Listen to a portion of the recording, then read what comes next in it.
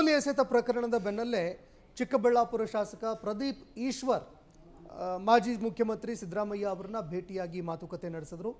ಇದೇ ವೇಳೆ ಕಣ್ಣೀರು ಕೂಡ ಇಟ್ಟಿದ್ದಾರೆ ಅನ್ನೋ ಮಾಹಿತಿಗಳು ಲಭ್ಯವಾಗ್ತಾ ಇದೆ. ಪ್ರದೀಪ್ ನೋವಿಗೆ ಸ್ಪಂದನೆ ಕೊಟ್ಟಿರುವಂತಹ ಸಿದ್ದರಾಮಯ್ಯ ಅವರು, ರಾಜಕಾರಣದಲ್ಲಿ ಇಂತಹ ಘಟನೆಗಳು ಸಾಮಾನ್ಯವಾಗಿರುತ್ತೆ, ಇಲ್ಲೇ ಇದ್ದು ಇಂಥದ್ದನ್ನು ಎದುರಿಸಬೇಕು, ಇದರಿಂದ ಧೃತಿಗೆಡಬೇಡಿ, ನಿಮ್ಮೊಂದಿಗೆ ನಾವಿದ್ದೀವಿ ಅಂತ ಧೈರ್ಯ ತುಂಬಿದ್ದಾರೆ. ಮತ್ತೊಂದು ಕಡೆ ಗೃಹ ಸಚಿವ ಪ್ರಿಯಾಂಕ್ ಖರ್ಗೆ ಅವರಿಗೂ ಕೂಡ ದೂರವಾಣಿ ಕರೆ ಮಾಡಿ ಈ ಘಟನೆ ಬಗ್ಗೆ ಸೂಕ್ತ ತನಿಖೆ ಮಾಡಬೇಕು ಅಂತ ಹೇಳಿದ್ದೀನಿ ಅಂತ ಸಿದ್ದರಾಮಯ್ಯ ಅವರು ತಿಳಿಸಿದ್ರು. ಅಲ್ಲದೆ ಚಿಕ್ಕಬಳ್ಳಾಪುರ ಡಿಸಿ ಹಾಗೂ SP ಅವರಿಗೂ ಕೂಡ ಸಿದ್ದರಾಮಯ್ಯ ಅವರು ಚಾರ್ಜ್ ಮಾಡಿದ್ದಾರೆ ಅಂತ ಹೇಳಲಾಗ್ತಾ ಇದೆ. ಇನ್ನೊಂದು ಕಡೆ ಈ ಬಗ್ಗೆ CM DK ಶಿವಕುಮಾರ್ ಕೂಡ ಸ್ಪಂದಿಸಿದ್ದು, ಇದು ಪ್ರತಿಪಕ್ಷಗಳ ಹತಾಶೆಯ ಪರಮಾವಧಿ. ಯುವ ನಾಯಕನ ಜನಪ್ರಿಯತೆಯನ್ನು ಸಹಿಸಿಕೊಳ್ಳಲಾಗದೆ ವಿಪಕ್ಷಗಳು ಈ ರೀತಿ ವರ್ತನೆ ಮಾಡಿದ್ದಾರೆ ಅಂತ ಅವರು ಟ್ವೀಟ್ ಕೂಡ ಮಾಡಿದ್ದಾರೆ.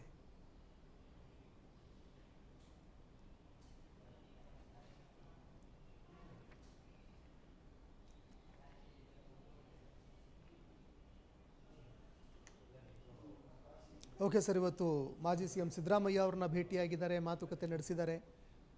ಅವರು ಯಾವಾಗಲೂ ಏನಂತಾರಪ್ಪ ಅಂದರೆ ಈ ಎಮೋಷ್ನಲ್ ಆಗಿ ಇರ್ತಾರೆ. ಯಾರು ಇವರು ಪ್ರದೀಪ್ ಈಶ್ವರ್ ಅವರು, ಅವ್ರಿಗೆ ಕಣ್ಣೀರು ಇವೆಲ್ಲ ಏನಪ್ಪ ಅಂದ್ರೆ ಸರಳವಾಗಿನೇ ಬರ್ತಾವೆ ಅಂತೇಳಿ ಅನಿಸುತ್ತೆ.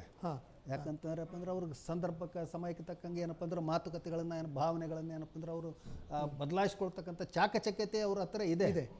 ಹಾಗಾಗಿ ಅಲ್ಲಿ ಮತ್ತೇನಪ್ಪ ಅಂದ್ರೆ ಅವ್ರದ್ದೇ ಪಕ್ಷದವರು ಆಗಿರೋದ್ರಿಂದ ಮುಖ್ಯಮಂತ್ರಿಗಳು ಆದಿಯಾಗಿ ಎಲ್ಲರೂ ಏನಪ್ಪ ಅಂದ್ರೆ ಅವ್ರಿಗೆ ಏನಪ್ಪ ಅಂದ್ರೆ ರಕ್ಷಣೆ ಕೊಡ್ತಕ್ಕಂಥದ್ದು ಇದೆ.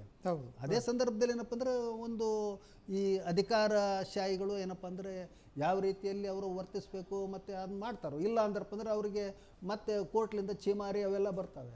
ಇವ್ರು ಕೊಟ್ಟಿದ್ದು ಸ್ವೀಕಾರ ಮಾಡಬೇಕು, ಅವ್ರು ಕೊಟ್ಟಿದ್ದು ಸ್ವೀಕಾರ ಮಾಡಬೇಕು, ಒಂದು ಸೈಡ್ ಮಾಡಿದ್ರೆ ಆಗಲ್ಲ. ಹಾಗಾಗಿ ಇಲ್ಲಿ ಏನಪ್ಪ ಅಂತಾರಪ್ಪ ಅಂದರೆ ಅದು ಮಾಡ್ಲಿಕ್ಕೆ ಆಗಲ್ಲ ಅಂಥೇಳಿ ನನಗನ್ಸೋದು. ಅವರು ಏನಪ್ಪ ಅಂದ್ರೆ ಪ್ರಯತ್ನ ಮಾಡ್ತಾ ಇರ್ತಾರೆ. BJP ಅವರು, JDSನವರು ಮತ್ತು ಇವರು ತಮ್ಮದೇ ಆಗಿರ್ತಕ್ಕಂಥ ಇದನ್ನು ಪ್ರಯತ್ನ ಮಾಡ್ತಾರೆ.